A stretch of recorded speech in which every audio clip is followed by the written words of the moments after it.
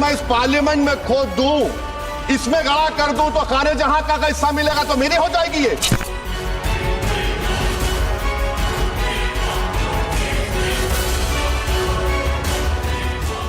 हमको कामयाबी नहीं मिली, मगर हमारे हौसले बुलंद है। हम कभी मायूस नहीं हो सकते। मेरा काम लड़ना है।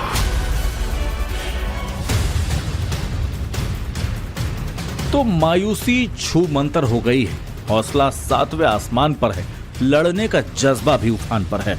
दिल्ली चुनावों में कुछ कर गुजरने की तमन्ना परवान चढ़ी है, मगर इन सब चीजों के बावजूद एक डर सता रहा है। भाईजान मन ही मन परेशान है।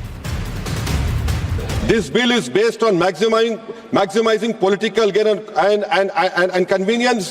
This bill will finish off regional parties.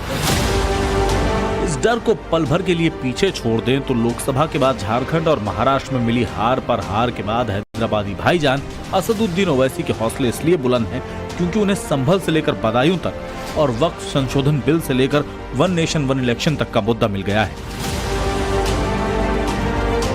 जाहिर है भाईजान अपने फियर फैक्टर वाले सियासी मिशन को धीरे धीरे इन्हीं मुद्दों के सहारे संजीवनी दिला रहे हैं। कभी तो मंजिल मिलेगी, इस उम्मीद के साथ कदम बढ़ा रहे हैं। इसीलिए कभी वो पीएम मोदी और आरएसएस पर तीखे शब्द बाण छोड़ते हैं तो कभी हाय संविधान की रट लगाकर गृह मंत्री अमित शाह समेत पूरी सरकार को घेरते हैं। अमित शाह देश के बताएं कि जिस स्टेट से वो आते हैं, गुजरात से, वहां पर डिस्टर्ब एरियाज एक्ट है। एक हिंदू अपना घर मुसलमान को नहीं बेच सकता, मुसलमान हिंदू को नहीं बेच सकता, और बरसों से चले आ रहा है। वो संविधान का वायलेशन नहीं है। वो गुजरात में और जहां जहां बीजेपी सत्ता में है वहां पर आप कन्वर्जन के खिलाफ कानून बना दिए, जबकि संविधान में राइट टू चॉइस एक फंडामेंटल राइट है। आप कौन होते किसी को रोकने के लिए? मजहब तब्दील कोई कर रहा है तो अगर आज बाबा साहब अम्बेडकर जिंदा होते तो उनको कहते हैं लोग कि भाई आप नहीं बदल सकते अपना रिलीजन। जब बाबा साहब अम्बेडकर संविधान बनाए और उन्होंने अपना रिलीजन चेंज किया, आप कौन होते उसके खिलाफ रूल्स बनाने, कानून बनाने वाले? आपने कानून बना दिया। आपने लव जिहाद के ऊपर कानून बना दिया। बीजेपी जहां जहां सत्ता में है वहां पर संविधान के खिलाफ काम कर रही है। मुद्दा गर्म हो तो सियासत का मर्म समझने वाले ओवैसी हथौड़ा मारना नहीं भूलते। इस बार भी कुछ ऐसा ही हो रहा है। एक देश एक चुनाव बिल संसद में पेश हो चुका है, जिसके बाद कांग्रेस, यूटीबी, शिवसेना, समाजवादी पार्टी और केजरीवाल की आम आदमी पार्टी समेत पूरे विपक्ष ने इसे वापस लेने का आग्रह किया है। लेकिन हैदराबादी भाईजान ने एक अलग ही लाइन ली है। ओवैसी ने कहा है कि one nation one election bill के कानून बनने के बाद संसदीय राजनीति से क्षेत्रीय दल खत्म हो जाएंगे। यानी Owaisi one nation one election मुद्दे पर भी अपनी सबसे पसंदीदा डर वाली लाइन को लेकर ही चल रहे हैं। This bill indirectly introduced a presidential style of democracy. This bill is based on maximizing political gain and convenience. This bill will finish off regional parties. This bill is only brought in to massage the ego of the supreme leader. Thank you, sir. I oppose this bill. सुना आपने, अभी तक अल्पसंख्यकों को मोदी, योगी और संघ का डर दिखाने वाले ओवैसी को अब अपनी पार्टी के ही दी एंड का डर दिखने लगा है। वो one nation one election bill को लोकतंत्र को कमजोर करने वाला बता रहे हैं। हालांकि ये बात अलग है कि लोकतंत्र को मजबूत बनाने के लिए उन्हें दिल्ली दंगे के मास्टरमाइंड को टिकट देने से परहेज नहीं है। अगर आज तुम मुत्तर मुत्तहदा अपने वोट का इस्तेमाल करोगे तो कोई तुमको डरा नहीं सकता। तुम डरते हो तो इसलिए डराया जा रहा है। जिस दिन तुम नहीं डरने का ऐलान करोगे, और नहीं डरना सिर्फ जबान से नहीं डरना जब तुम कहते हो कि मैं किसी बाप से नहीं डरता, मैं किसी माइकल लाल से नहीं डरता, मैं किसी मोदी से नहीं डरता, मैं किसी केजरीवाल से नहीं डरता, उसको अमली जामेनामा कैसे पहनाएंगे? सिर्फ नारा लगाने से तुम खुश हो जाओगे नहीं, तुमको जाकर अपने वोट का सही इस्तेमाल करना पड़ेगा। और सही इस्तेमाल मुस्तफाबाद में पतंग के निशान पर ताहिर हुसैन के लिए, उन तमाम मजलूमीन के लिए, इस विधानसभा के विकास के लिए आपको अपने वोट का इस्तेमाल करना पड़ेगा। सवाल यही है कि एक तरफ ओवैसी हर बात पर कहते हैं कि देश खतरे में है, मुसलमान खतरे में हैं, संविधान खतरे में है, तो दूसरी तरफ दंगाई को चुनाव लड़ने के लिए टिकट कैसे दे देते हैं? हैदराबादी भाईजान ने दिल्ली विधानसभा चुनावों में दिल्ली दंगों के आरोपी ताहिर हुसैन को मुस्तफाबाद से टिकट दिया। पुलिस की चार्जशीट के मुताबिक ताहिर हुसैन दिल्ली दंगों का मास्टरमाइंड है। उसी ने दिल्ली में हिंसा भड़काई, दंगों की साजिश रची, दंगे कराने के लिए पैसे भी खर्च किए। अब ओवैसी से ये सवाल कोई भी पूछ सकता है कि अतीक हो या मुख्तार या फिर चार्जशीटेड ताहिर हुसैन, जितने कानून तोड़ने वाले हैं, जितने गुंडे माफिया दंगाई हैं, उन्हीं पर ओवैसी भाईजान इतने मेहरबान क्यों रहते हैं? क्या फिर संविधान का तकिया कलाम दूसरों की आंखों में धूल झोंकने के लिए है? क्या असल मुद्दा कानून या संविधान नहीं, सिर्फ मजहब है?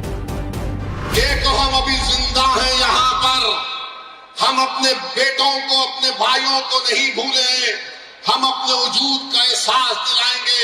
हम मुस्तफाबाद के विकास के लिए मजलिस को वोट दीजिए। आप देखेंगे सब दौड़ दौड़ कर आएंगे।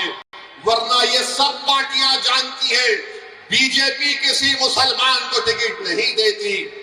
नरेंद्र मोदी तो कह चुके हैं कि मुस्लिम औरतें ज्यादा बच्चे पैदा करती हैं। नरेंद्र मोदी तो कह चुके हैं कि मंगलसूत्र निकालकर मुस्लिम बहनों को दिया जाएगा। असल में मजहब को मजबूत ढाल की तरह इस्तेमाल कर ओवैसी अभी तक सिर्फ और सिर्फ डर की राजनीति करते आए हैं। इस वक्त ओवैसी अल्पसंख्यकों को संभल पर डर दिखा रहे हैं, अजमेर शरीफ दरगाह पर डरा रहे हैं, वक्फ बिल का डर दिखा रहे हैं, यूसीसी पर डराते हैं, उर्दू भाषा को खत्म करने का आरोप लगा रहे हैं, मस्जिदों को छीनने का डर दिखा रहे हैं। और अब वो वन नेशन वन इलेक्शन पर भी क्षेत्रीय दलों के खत्म होने का डर जाहिर कर रहे हैं। असल में मुद्दा चाहे जो, सरकार सिस्टम में सुधार करने के लिए कुछ भी करे, सरकार कोई भी बिल लाए, उसमें ओवैसी को सिर्फ डरने डराने वाली बात नजर आती है। ओवैसी मार्का राजनीति का मजहबी फॉर्मूला एकदम फिक्स है, जिसमें शामिल है वक्फ बिल को लेकर मुसलमानों को भड़काना, 3 तलाक को मुस्लिम के पर्सनल लॉ में इंटरफेरेंस बताना, सीएए पर झूठ फैलाना, हिजाब का मुद्दा उठाना, मस्जिदों को खतरे में बताना, यूसीसी पर झूठ फैलाना, हिंदुस्तान में अल्पसंख्यकों को पीड़ित बताना, 75 सालों में मुस्लिमों पर जुल्म हुआ का नॉन स्टॉप टेप बजाना। याद रखिए, भारत के मुसलमानों को इस बात का फैसला करना है कि आप कब तक नाम निहाद सेकुलर पार्टियों के झोली में अपना वोट डालेंगे। बीजेपी को जो रोक नहीं पाते, मैंने उस वक्त भी पार्लियामेंट में उठकर कहा था जब 2024 के चुनाव का रिजल्ट आया था, मैंने कहा था कि मोहब्बत की कामयाबी नहीं है। जिस तरह तीसरे मर्तबा नरेंद्र मोदी भारत के वजीर आजम बने, ये मोहब्बत की कामयाबी नहीं है, ये नफरत की कामयाबी है। और उसी की बुनियाद पर तीसरी मर्तबा बीजेपी 240 सीट लेकर आई। मगर सबने कहा कि नहीं, बीजेपी के सीट की तादाद में कमी पैदा हुई है। अरे बताओ, हरियाणा कैसे जीत गई बीजेपी? बताओ, महाराष्ट्र कैसे जीत गई बीजेपी? हम पुकारते रहे, हम अपने हलफ को सूखा कर लिए, चीख मार मार कर कहते रहे, देखो ये हमारा काम नहीं है, हम बीजेपी को रोकना जरूरी है। असल में ओवैसी की राजनीति हर उस राह को पकड़ती है जो उल्टी हो। संविधान की बार बार दुहाई देने वाले ओवैसी हर वो काम करते हैं जिसमें गहरे और खतरनाक कूट संदेश रहते हैं। कट्टरपंथ के चूल्हे पर भाईजान की मजहबी खिचड़ी दादा परदादा के वक्त से पकती आ रही। यही फॉर्मूला ओवैसी हैदराबाद के बाहर भी सेट करने की कोशिश करते हैं, लेकिन मात खा जाते हैं। महाराष्ट्र में ओवैसी ने 16 सीटों पर उम्मीदवार उतारे थे, झारखंड में 7 और बिहार उपचुनाव में 4।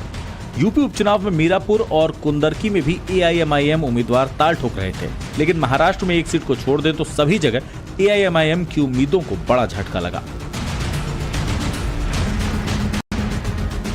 हालांकि चारों राज्यों में कैंपेन से लेकर उम्मीदवारों के चयन तक ओवैसी ने काफी सावधानियां बरती। जहां मुस्लिम गेम चेंजर थे, सिर्फ उन्हीं सीटों पर उम्मीदवार उतारे, लेकिन ओवैसी का स्कोर रहा महाराष्ट्र में 16 में से 1, झारखंड में 7 में 0, बिहार में 4 में से 0 और यूपी में 2 में से 0।